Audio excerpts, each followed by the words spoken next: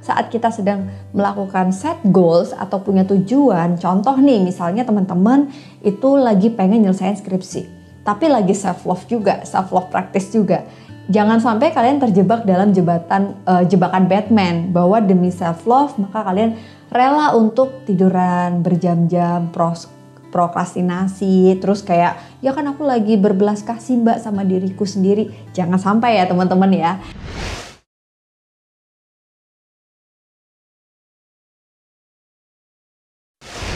Hai teman-teman Analisa Channel, tahu nggak sih kalau apa yang kita pikirkan, apa yang kita rasakan itu sangat mempengaruhi kesehatan mental kita.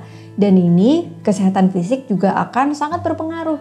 Kayak sebelumnya nih, aku sempat ngebahas bahwa semua sistem kerja manusia itu baik tubuhnya maupun mentalnya itu sangat tersinkron jadi satu gitu. Jadi kalau misalnya kita bahas secara fisiologisnya, di bagian otak kita itu ada satu sistem limbik yang mengatur segala perilaku manusia, disebut sebagai amigdala. Teman-teman pasti udah sering banget ya dengar amigdala ini. Nah, apa sih kerjanya amigdala? Amigdala ini akan menerima respon emosi dan dia akan menebarkan satu reaksi kepada sistem korteks di kepala kita, di otak kita, lalu kemudian kita akan dikirimkan sinyal apa yang mau kita lakukan hari itu.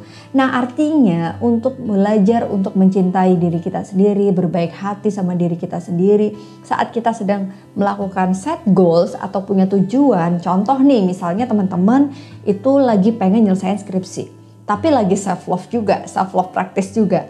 Jangan sampai kalian terjebak dalam jebakan Batman bahwa demi self love maka kalian rela untuk tiduran berjam-jam, prokrastinasi, terus kayak ya kan aku lagi berbelas kasih mbak sama diriku sendiri. Jangan sampai ya teman-teman ya. Apa sih yang mau aku bilang teman-teman? Contoh nih misalnya, ketika manusia memang memiliki satu kebiasaan yang sulit dirubah, ini ternyata diteliti oleh para ahli bahwa hanya butuh 21 hari untuk mengubah kebiasaan baru.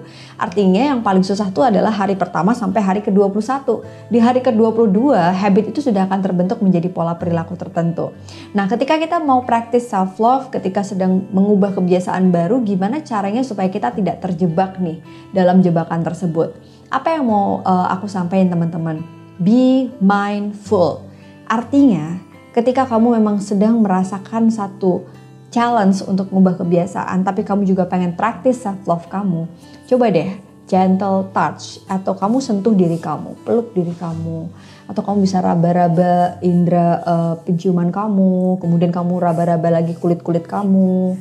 Terus kayak ada beberapa orang yang dia punya self care box gitu ya, isinya itu adalah benda-benda yang bisa dia pegang-pegang, bisa dia rapat-rapat, bisa dia sentuh gitu kan.